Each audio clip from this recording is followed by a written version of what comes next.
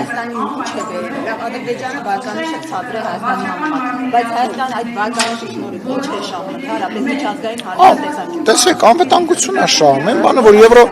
բանը, որ եվրո դիտորդները գալիս են եւ սահմանին անցկացնում են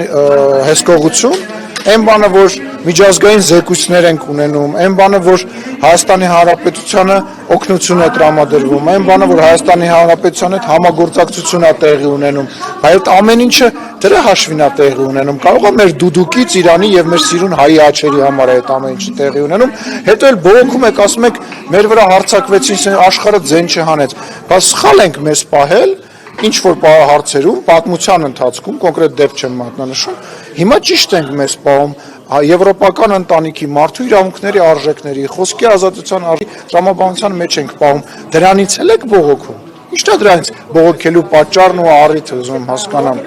Բա ինչն է։ Ասում ենք, որ եթե Ադրբեջանը ինչ որ խախտումներ անում է, ասենք կանացային գործընթացում, ինչու է Հայաստանը սրբորեն պահում բոլոր կանացները։ Նախ եւ առաջ եկեք տենց վստահ չլինենք, որ բոլորի ընկալմամբ հայկական կողմը իրեն սրբորեն է պահում, որովհետև նույն ադրբեջանական կողմը հակառակ կարծիքն ունի եւ բողոքում է եւ նեղսրտում է հայկական կողմի պահվածքի, հայկական քաղաքական գործիչների հայտարարությունների եւ այլ տարբեր բաների համար։ Այդ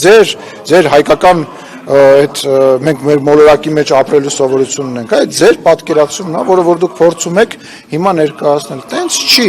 Երկրորդը, ինչի էս պետքա ձեր կոնկրետ վերած դեպքում վատ օրինակի հետ համեմատվեմ, այլ ոչ թե լավ օրինակի հետ համեմատվեմ։ Հիմա ասենք ուրիշ երկիր էլ հարձակվել է մի ուրիշ երկրի վրա, եկեք դրա հետ էլ համեմատվենք։ Չի կարելի է տրամաբանությամբ շարժվել, սխալ բան եք ասում, կներեք, բայց սխալ բան եք ասում։